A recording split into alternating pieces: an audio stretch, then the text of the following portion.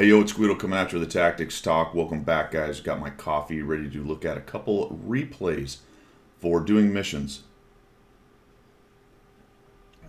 As most of you who watch my channel know, or at least my Twitch stream know, I have been working on the missions for the Chimera, that thing, the fantastic beast that it is, on the second campaign. Now for me, for the missions, for the campaign missions, I have more or less just let them happen as they happen, which means I don't go through them very quickly. There does come a point, though, especially on the second set, we'll bring these things up here for the campaign. The second set of the second campaign, the Chimera, the Chimney over here, if you don't pay attention to it, sometimes it will take you a while. Now remember that they are split off into different nationalities. So Block's got these two, Union's got, and of course, my mouse is working fantastic. It won't work on the replay. Union now doesn't show it. That's interesting, but it was the Soviet Union and I think China. Alliance, US, Brits, and Poland, and then Coalition is the rest. So I'm going to show you two games on the Coalition because I think they're good examples of the type of missions where you maybe want to think about the tank that you use. And then when you're playing the game, you're going to want to think about what it is that you need to do along the way. All right, so I've got number 14, I believe. Steel Reaper, yes, destroy 6, which I got with honors. And number 15, which is a total of 8,000 plus assistance. All right, so for the, we'll show you the first one here. We'll show you the 6-kill one first. That one I decided to try an autoloader. So I messed around here and there. I came close. I thought I was actually going to get it with the ARL and then realized it's tier 7 or higher for the Chimney over here. Remember that. So I had a 6-kill game in a tier 6 ARL. Thought I had tripped the mission, but had not. So I went with an autoloader on that, and we'll take a look at that game in just a second. And then I went with a scout, actually, the 13105 for the total of 8,000. I figured, you know what? You can crank up 4,000 spotting damage pretty easily. Maybe even 5,000 or 6,000. If you can get a little damage along the way, you might be able to get that 8,000 total. So that's a pretty high total, but of course you can do that with just direct damage as well. But I decided to try it with a scout, and a very interesting thing happened on the way to that thing happening. We'll take a look at it in just a minute. We're going to start with the 5120. Now the thought process in the 5120 was that with an autoloader, especially one that hits as relatively hard as this one does with 400 something alpha, right at 400 alpha, and a clip of 4 shells, I believe, or 3, maybe it's 3, we'll look at it in a minute. That gives you the ability to take off near deads and not so near deads with a nice burst. And if you play it right and play your cards right, you should be able to get those kills and get yourself to 6 kills.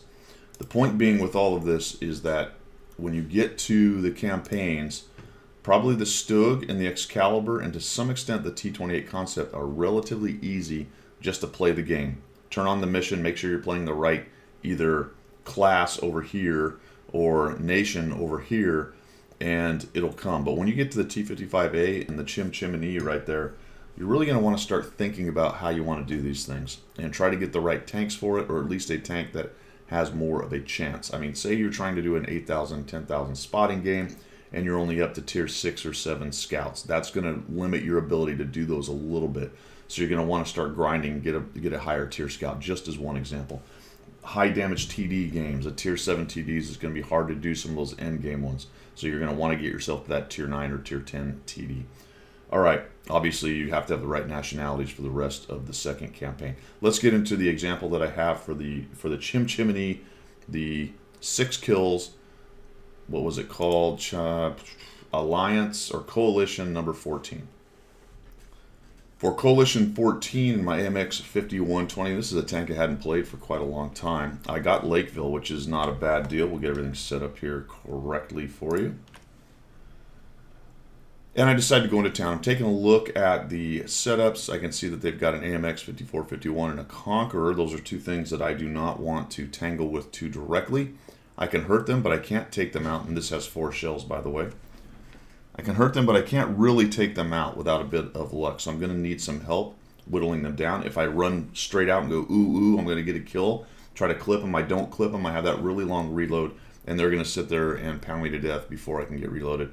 This thing has a relatively long reload. So one of the things you're going to think about with an autoloader is managing your clip, and we'll talk about that as we go, and we'll see how I do with that. Not a lot going into town, so I am a bit worried. I am going to post up in town, though. I do want to slow them down, and I do have some friends coming eventually. Looks like the E75 is on his way, maybe the King Tiger.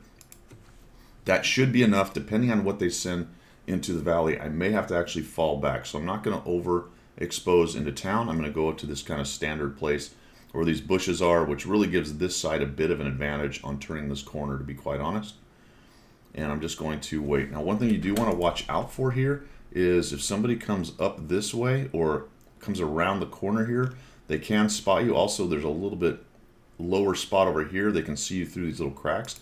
So you do need to pay attention to the mini-map and whether you're spotted right here. This is also vulnerable to Arty, depending on where their Arty posts up right there. So we're going to do a lot of waiting here. We can see that the T50 is in the middle, and then all of a sudden I noticed the M451 is in the valley, and that is very, very helpful to us. Could be a problem because that's a bit of an overmatch compared to what he is facing over there, and then depending on how our guys do. E75 comes up, the old Marksman 12, and that is very helpful. And now I'm just looking for an opportunity to get in here and get kills. Again, I don't want to overexpose. They do send a decent force. We got a Tiger II, a Conqueror, the AMX 65T, and a 100 M1. Once these guys lose some hit points, now I can start thinking about getting in there, clipping them out, running to hide to get reloaded, and doing it all over again. I am trying to win here. So one thing you can do with some of these missions is sort of throw the win out the window. Unfortunately, some of them are kind of designed that way in that it's sometimes easier just to finish the mission than to try to win the game. And that's unfortunate. To some extent, you're just going to have that if you're going to try to build missions around things like blocking or spotting or getting kills or whatever it is. Vice just saying, hey, your mission is to win while doing blah, blah, blah. Although a lot of them do have the secondary requirement. E75 is side scraping. The Tiger II is not willing to give up any hit points. He does a nice job right there. And the first thing I get is a 100 M1 who just gives me a huge opportunity here, and I take him down for 1 kill. Now that's that spot I was talking about that you can get spotted if somebody gets up in that area, and probably that 12T would have seen me as well. So I'm going to go ahead and back on out of here. No, it looks like I just, oh, that's right, I forgot. We have this guy who gives me another huge opportunity, but unfortunately somebody else kills him. I'm down to 1 shell and I force reload, and that's kind of unfortunate. Probably if you're going to carry gold or special or silver, or gold or special, whatever you want to call it, ammo in an autoloader, you should probably carry 2 clips worth for just that situation. I don't want to sit there with 1 round. I can't force a reload to get more because I only have 1 reload, so I'm going to have to go to my regular AP on that. So that's a good thing for me to rethink. I didn't really look at that very closely. I typically do carry 2 clips of gold, and I'm waiting to reload. Now that's going to give me an opportunity here. There's 1 into him. I'll go ahead and pass by. That's unfortunate because that was probably going to make sure that I get a kill, but the good news is I eat 1 hit for another kill. Get kind of lucky nobody shows up on my side, but they were going to have to take a while to react. Neither one of them is very fast, and now I'm going to go ahead and post up right here. I'm going to turn around in case they really want to come around and start shooting me in the front. At least I'll have front armor going towards them. Kind of watching back and front. I was really expecting them to come, but here's the good news. If you take a look at what's going on, the E75 is keeping them honest. I have a King Tiger here. It's very unlikely they're going to come at me this way. Much more likely to come at me from behind. And I come up here to proxy light. I just want to know where that guy is. There we go. See, my light goes off. That means I'm within 50 meters. And once he gets hurt, I'm thinking, all right, this is the next kill. We're just going to come in here, take the hit, put 1 into him, reload, reload, reload, and we're up to 3 kills. I've got 2 shots. I press C. Remember, it's C to reload your clip without losing shells. I actually saw a guy with 20,000 battles yesterday shooting his last 2 or 3 shots to reload his clip. Now I'm going to wait a little bit. I don't know where the Conqueror is. I really don't want to go up right behind the King Tiger, have the Conqueror prioritize me, and start taking hit points. But the Tiger C goes up to this corner, doesn't see him, and you'll note that I'm also getting close to my reload. So now I actually want to be in front of him if he'll let me, and he did. So I can get to these tanks first. Super Hellcat's just faster. I'm not going to get past him. I was really hoping to get the kill on this other Super Hellcat, the enemy one, but he's running off. And now we're going to push in. Now, taking a look at Valley, you'll notice that things are not going great in the Valley. So I do have an eye on the Valley right now. Like I said, I'm trying to win. I'm going to try to get to his lower plate here. But I bounce. I don't know if he's actually... I think he's going away from me, and somehow I bounce. Then I miss. Bit of a missed opportunity there. I force a C. I get a bounce off the Super Hellcat, who sees me. I'll post up right here behind this rock, and now I'm kind of looking at what's going on. I see the IS-3A die, and I'm thinking, uh-oh, don't really want to lose. Probably a lot of low hit point, smaller tanks pushing towards the cap. This tank has decent speed, so I am actually going to cross here. I think the GSOR has the same thing. He's going back. He's saying, follow me, and I'm like, yeah, brother, but I'm taking the road. I'll take the high road, and you take the low road. We'll see who gets to Scotland win. So we'll move in there and look how many they have going towards the cap. Plus, in the back of my mind, kills. And then I see this guy, and I'm like, oh, there's another kill. I'll just take that on the way. Because I know I'm going to have to reload.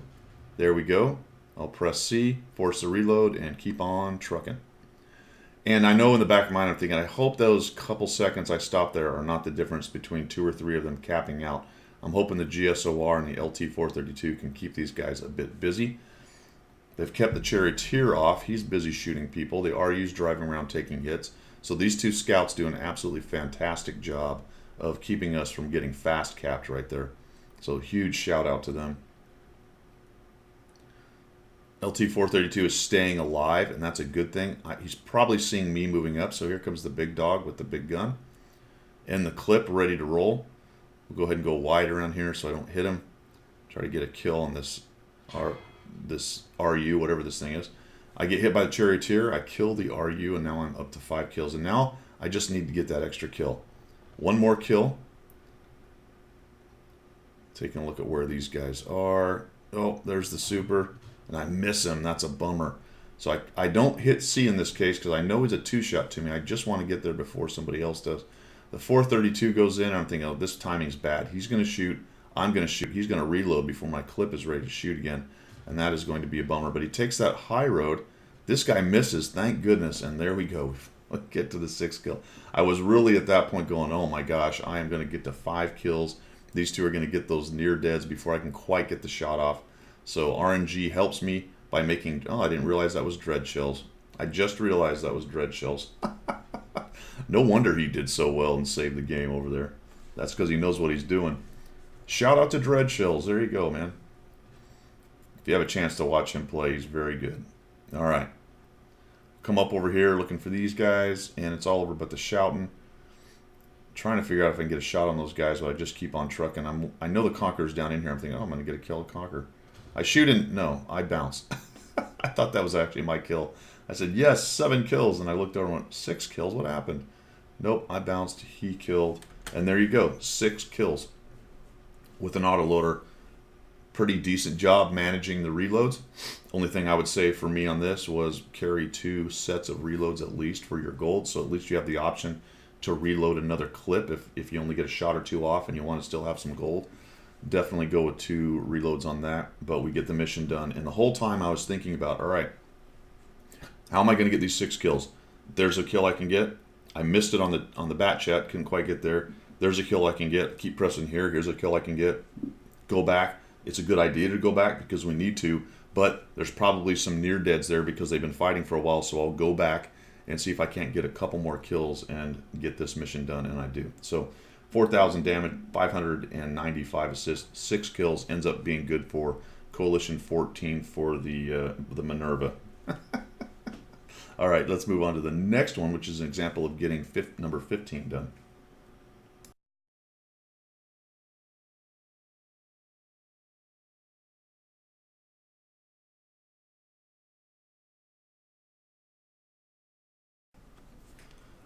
This was actually the very next game, if I'm honest, and I am being honest. If I'm honest, and I am. I finished number 14. I said, all right, well, what do we need to do with number 15? And I saw the 8,000. I went, well, let's try a scout. Let's try a tier 10 scout. Here's a 13-105. This one is sort of growing on me. All my tier 10 scouts, except for the Manticore, are sitting around 15 to 20 battles. I just haven't played them a whole bunch, although I love them quite a bit. Manticore, I'm at 65. I really like the Manticore. It's a lot of fun. Has some limitations, but this is not a Manticore review. This is the 13105. Good for Coalition 15, 8,000 combined assist and damage done. So we come here and I log into proc and I think, holy cow, this is fantastic. North spawn. Encounter mode's not that great. I would rather have it be standard, but whatever, we can work with this. And I'm going to head up here to this bush I know that is up here, and I know I'm probably not going to get there, so I'm ready to run away if I have to. I'm thinking, ooh, I'm going to make it, and then the bat chat shows up, and I just barely get slowed down. It's great that I didn't actually stop. The T-54 nails me, and I run off, and then I make a boneheaded move and attempt to get there again. Turn right around, come back up here, just trying to get to this bush, and I get spotted early. It's the Pershing now comes up, and now I get out of here, and I get very lucky that I'm missed by a lot of people running away right here. So the initial plan didn't work out. I should have bailed out the first time and not come back to it, or looked for an opportunity to come back to it much later. And I figure, well, there's nothing for it now. I'm just going to have to be active for a while. I'm not going to be able to get into that passive bush. That's okay. There's a lot of guys guarding that area down there. And I noticed that the Bat Chat 25 TAP is actually in a bush there. So he's really got that decently locked down. So I'm just going to come along here and ridge run. Now, I do have one artillery helping me out, so I also have to watch out for theirs. There's a couple guys going close to the hill. They haven't quite gone up it yet. We lose our guy that tries to get on cap early for whatever reason. No idea why he would do that. And now I'm just ridge running, trying to find any of their guys. And they actually post up quite a few along the ridge here. Along the ridge right here. So there's quite a few guys right there that we got to watch out for. I find him. Somebody actually sees him. And maybe it was me. Am I getting the assist on it? Let's find out. I just don't quite get that last shot into him and get him dead. Where did my assist come from? 343. Doesn't show it down there. Don't know. I'm not sure where that came from. Might have been me that spotted him right there, but not sure. So we'll come around here. And I see that the hill is now invested. And I'm thinking, all right, let's get reloaded. And we'll start trying to get some support up on the hill and maybe get some shots on guys. I'm thinking, oh, T-57 heavies are really soft from the side, and then he just disappears on me. Taking a bit of a chance coming up high. So far, they've shown no inclination here of coming up on this area on the 5 line. Notice how there's no lights right there, right in front. See how the 54 is just sitting up there in the flat? That's great SA for me. It lets me know that they're not really poking there, so it's safe for me to come up here a little bit. I do have to watch for them poking up and over along that area over there. And then I move on in here, and I'm trying to take shots on this super. It was the side of a turret for just a moment. Then he turns his turret towards us, which is a smart thing to do. All of a sudden, we find this dude. I track him. That's going to help out. There's a little assist damage. A couple shots into him. I don't quite get the assist, but I get up to 1609. Pershing's heading over there. I'll go ahead and reclip as I've shot all my shells. And we will head on over here. This tank really is a little bit ammo limited, unfortunately. Not as bad as the Manticore, but you'll notice I'm only down to 24 shells. And I haven't really been shooting indiscriminately. I've taken a couple shots in there. A few clips have gone by. I'm going to go ahead and try to put a shot in there, but I bounced that guy. That does not help. And I'll head on down here. I'll reclip.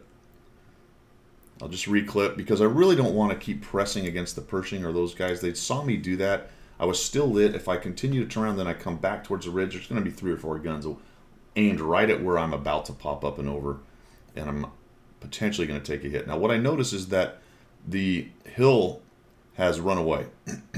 T-57 backed off. There are some snipers back there. The other T-57 is camping in the back. So I'm going to come up here and see what I can do to spot the hill, because if we don't deal with this hill, if we let them have that hill and just shoot on us, this game is pretty much over. So somebody's got to do something. I'm that guy, so I'll head on over this way. I end up getting spotted a lot right in here. There's some guys potentially down in the bushes, although the Super Conqueror comes at us, and looky that. Now, there's just complete RNG right there. That's 2,000 on my journey to what I need from an ammo rack right there. He took a hit. I was able to get up underneath, go right up underneath the tank right there, and we got ourselves to 3,600 and 1,300 spotting. I've still got to deal with the hill. It's great that we took the Super Conqueror down, but they've still got quite a bit of power invested up here. We've taken a small lead. I'm trying to get up here and maybe get a shot on this guy. Take a little peek. I really don't want to come up and over right now, though, with an Udez, a T-57, and probably 2 or 3 guys, at least one maybe, in that little bush up there.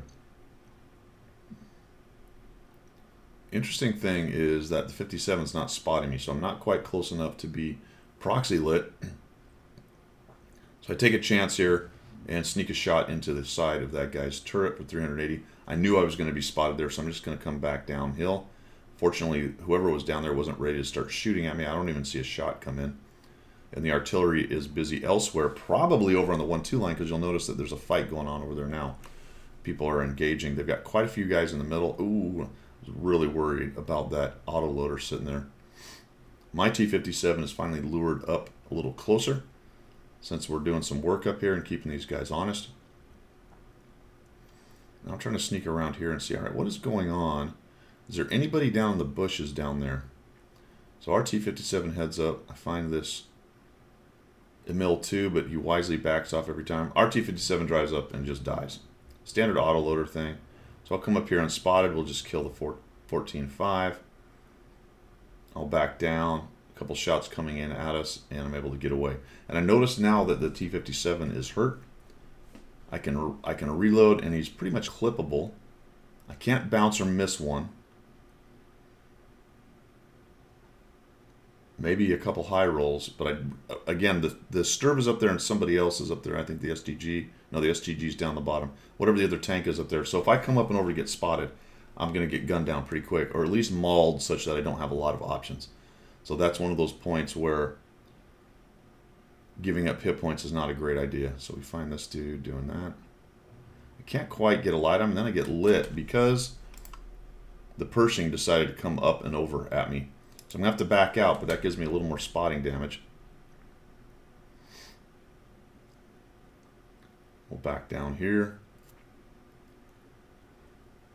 And we're just methodically trying to use this hill. Methodically trying to spot guys that are up on top of the hill. Get some of our snipers on them, maybe our artillery, and I will take any shots of opportunity that I can get. There we go. And that was my point earlier. Definitely a problem with potentially bouncing. See that little pause? That cost me 375. That little greedy pause where I thought maybe I'll go up and take another shot. That cost me a shot from the Sturb, who I knew was there. Now I see the STG. Finally it gets out of the pit and he pushes on into town.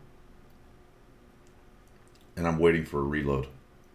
I check left constantly until I just about get reloaded. Now I'm just going to take a chance. And if one of those guys comes right now, I'm kind of screwed. I'm going to try to kill him. We hit something in the way. That's unfortunate. And then we kill him. And again, force the reload. So another example of autoloader hitting C, forcing reloads, managing your clip, just like from the mission before. The replay before. Now I find the T-95 down in here. And their guys on the hill are unwilling to come take me out. At this point, they're kind of hurting numbers and hit points wise. And then I see the T-57 sitting right there, and I think, all right, this is the opportunity I want. I'll accept the shot from the Sturb if he gets it on me for killing that guy.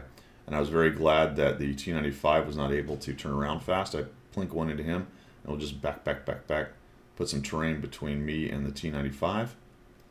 And we're up to 5,551 with 1,700 and some change.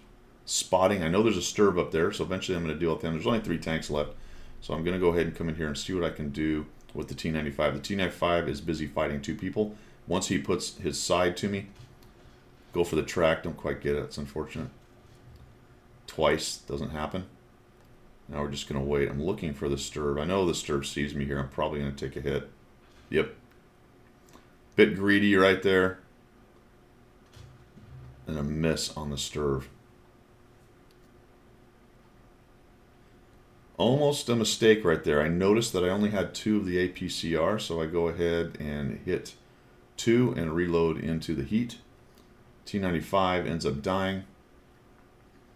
I'm going to wait because I'm not sure if these T95 was seeing me right there or not. So we'll give it the 10 seconds.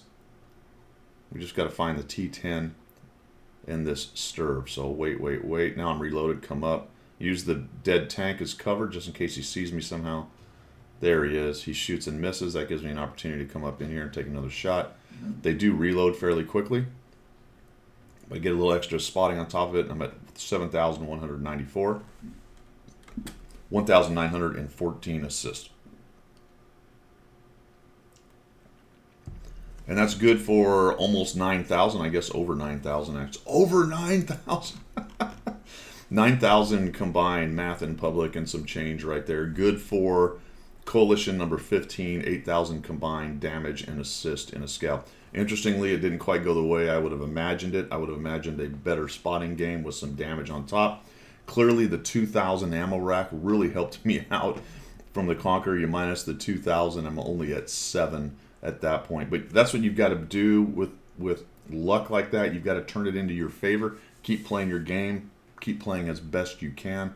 Just want to show those two examples of games where I no kidding sat down, looked at what I was trying to do mission-wise, picked a couple tanks, and fortunately I got the exact setup I needed in both cases and was able to go exactly to plan. It doesn't always happen, noted, but when it does, take advantage of it, and you can knock those missions out. I'm going to say relatively quickly. I'm certainly not going to tell you it's going to happen quickly, but relatively quickly. Thanks for tuning in, guys. I hope you enjoyed this and it helps you out a little bit with your missions. If you did enjoy it, hit me a subscribe. Hit me up a subscribe. If you want to support the channel, lots of options down in the description down there, and we will see you.